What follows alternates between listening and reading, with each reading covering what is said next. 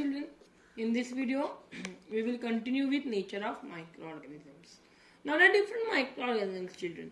Out of that, some microorganisms like fungus, they grow on bread or in ponds. Some grow on bread, some grow in ponds. They are multicellular. Multi means having many cells. But some microorganisms like bacteria and virus are unicellular, having single cell. They have a somewhat different cell structure. Their cell structure is different. Yes, they do not have membrane bound organelles. Eukaryotic मध्ये कसं असतं, membrane bound membrane असतात, sale membrane असतं. तसं ह्या जे unicellular bacteria आहेत, micro organisms आहेत, त्याच्यामध्ये तसं युकॅरियोटिक सारखं नसतं. मग अशा सेल्सना काय म्हणायचं, प्रोकॅरियोटिक सेल. डायग्राम पेपरला काढायला येतो प्रोकॅरियोटिक सेल्स आपण. मग प्रोकॅरियोटिक मध्ये काय काय बघा, सेल वॉल आहे, कॅप्स्यूल आहे, फ्लॅजेलम आहे, प्लाझ्मिड आहे, रायबोझोम्स आहेत, सायटोप्लाझम आहे, न्यूक्लिओइड आहे आणि प्लाझ्मा मेम्ब्रेन पण आहे. ठीक आहे. आणि आता काय बघा, NCCS. NCCS म्हणजे national centre for cell science. म्हणजे सेल्सची जे काही रिसर्च आहे त्या या इन्स्टिट्यूटमध्ये केलं जातं. हे कुठं आहे, पुणेमध्ये आहे. कुठं आहे, पुणे. ठीक आहे. आता growth of micro organisms. Micro organism कशी होते, तर प्रत्येक मायक्रो ऑर्गॅनिझमला वेगवेगळं एन्व्हायरमेंट लागतं. कुणाला क्लायमेट हॉट लागतं, कुणाला रेनी लागतं, कुणाला विंटर लागतं, कुणाला कूल क्लायमेट लागतं. It depends upon the organism. So different organisms grow in different regions. Some microorganisms need oxygen, but some do not need oxygen. Okay? Yes. So during this condition, what happens? We have to grow that particular microorganisms in particular regions. म्हणजे जे micro ऑर्गॅनिझमला जे region लागतं, जे climate लागतं, ते क्लायमेटला provide करायला लागतं. मग बघा इथं, where do the micro organisms grow? Medium कुठं कुठं ग्रो होऊ शकतात, सॉइल, वॉटर और decaying matter means dead matter. Temperature, normal temperature किती लागतं, normal temperature 25 degree to 37 degree. Nutrition, कसं न्यूट्रिशन असतं, specific nutrients. They can't eat everything. They need specific parts. That is algae. That is algae needs chlorophyll and oxygen.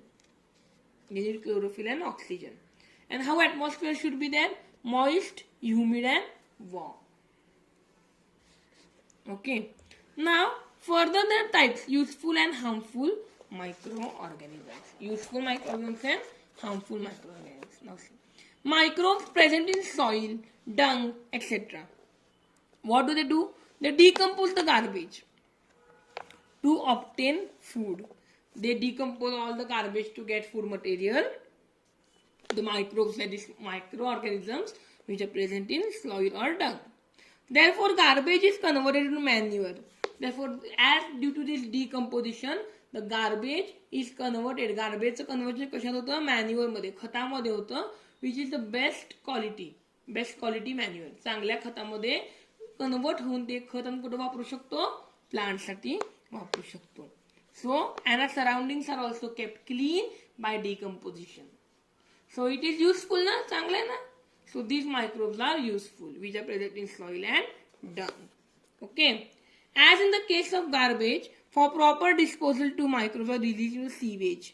म्हणजे जर proper disposal, जर proper सगळं व्हायचं असेल गार्बेजमध्ये सेपरेशन, तर आपल्याला मायक्रो ऑर्गॅनिझम्स ठेवावे लागतात.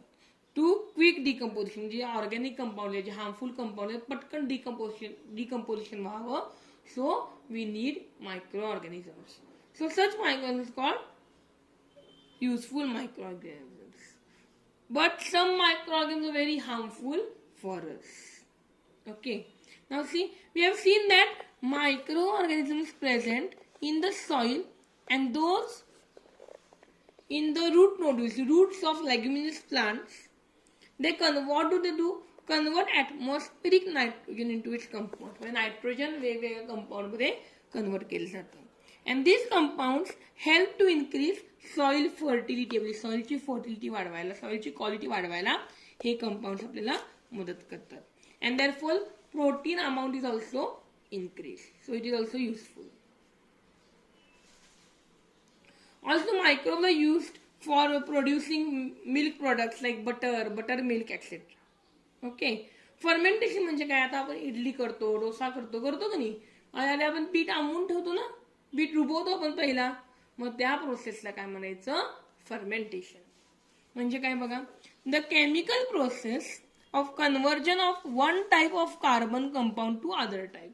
म्हणजे एक टाईपचा कार्बन कंपाऊंड दुसऱ्या टाईपमध्ये कन्व्हर्ट करायला कोण मदत करतं, मायक्रो ऑर्गॅनिझम्स. मग मायक्रो ऑर्गॅनिझम्सच्या मदतीनं जेव्हा आपण एक कार्बन कंपाऊंड दुसऱ्या टाईपमध्ये कन्व्हर्ट करतो, त्या प्रोसेसला काय म्हणायचं, fermentation.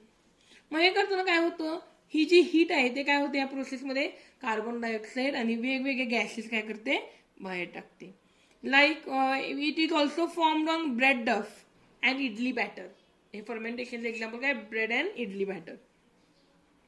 Okay. So this is use for making yogurt from milk.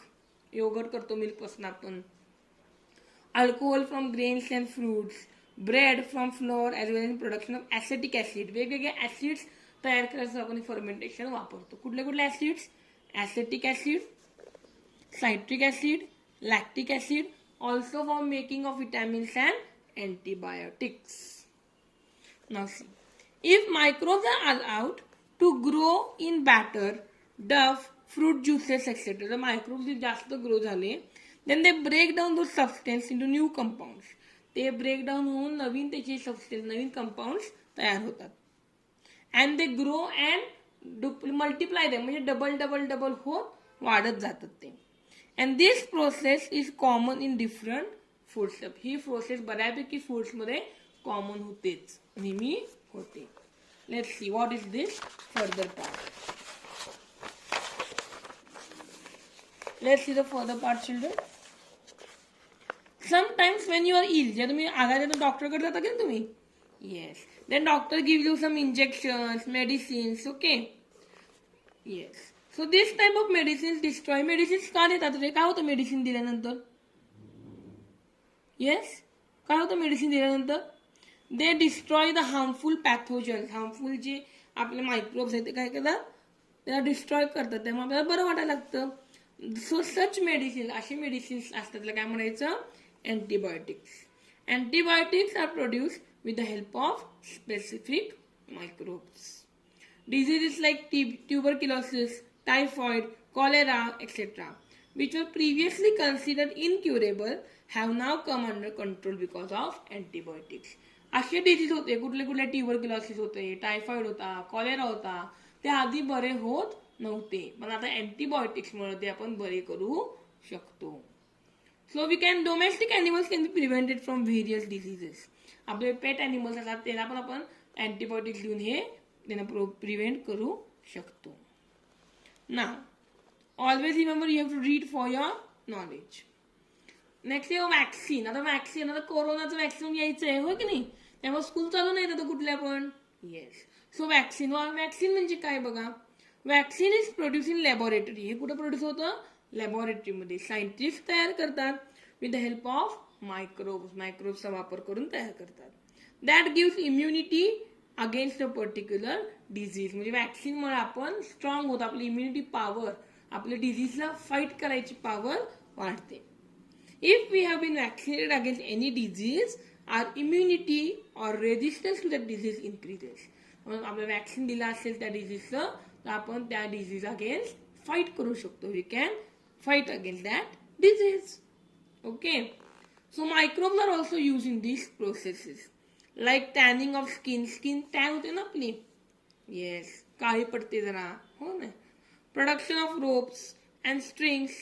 Okay, some microbes use oil for their growth. काय काय मायक्रोब्स काय वापरतात, ऑइल वापरतात मायक्रोब्सची ग्रोथ व्हायला, मायक्रो ऑर्गॅनिझम्सची ग्रोथ व्हायला. So such microbes are used to clear a layer of oil floating on surface of an ocean. Ocean, lotus बघितले का, लोटसचे लीफ ऑइली असतात. सो जे ओशनच्या लेअरला जे ऑइल असतात ते क्लिअर करायला असे मायक्रोब्स वापरले जातात. Okay, now will study about harmful micro organisms. If jars of pickles, म्हणजे लोणचं, जाम, मुरांबा एक्सेट्रा, भरपूर वेळानं उघडलं टोपण तर काय होतं, सरफेस लाईक पांढरी लेअर असते किंवा काळे काळे काळे पार्टिकल्स जमलेले असतात. Yes. In summer milk and meat get spoiled quickly. उन्हाळ्यात दूध लगेच नासतं की नाही, मात्र होतं. Fungus growth quickly. पटकन तिथं बुरशी येते फूडवर. Yes. What do we do with such spoiled food.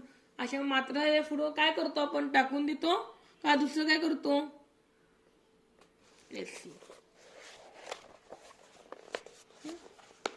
Pathogens, disease producing microorganisms.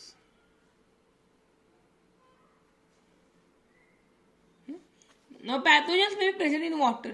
Pathogens means harmful substances which are present which may cause disease to us. Pathogens may be present in water bodies contaminated with sewage and dirt from the surroundings. म्हणजे it may be present in waters.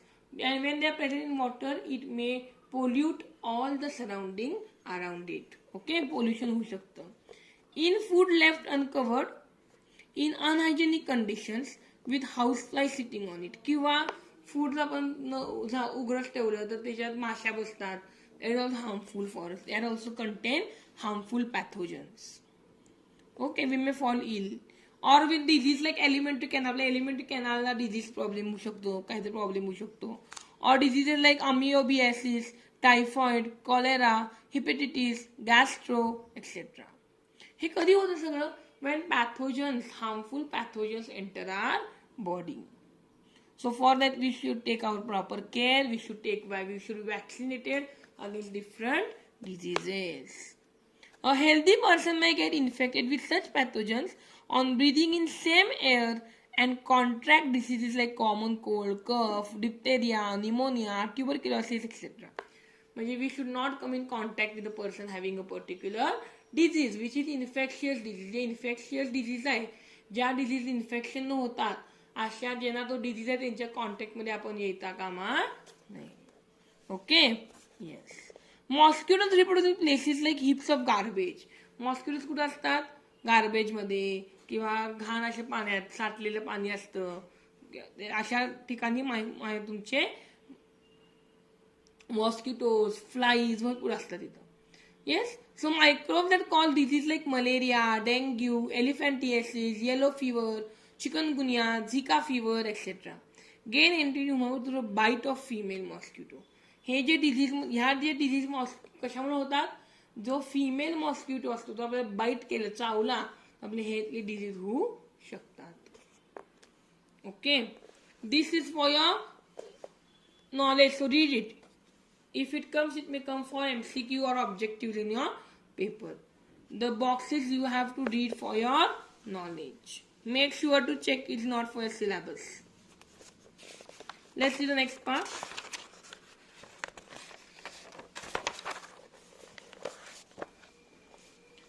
So all the materials mentioned here, they are given an activity that can you tell is not for your syllabus, and this is also not for your syllabus here. Okay, so now see cotton clothes, paper, rubber bags, etc. are the plant products. We get it from plant, cotton, rubber, okay. And leather is an animal product. We get leather from animals. In a humid atmosphere, fungi and some other microbes grow on these articles. मग जर जास्त humid असेल तर फंजाय किंवा बाकीचे material ह्याच्यावर grow होऊ शकतात. And it may cause damage to us. Okay. Yes. So in next video we'll study the next part. Bye bye.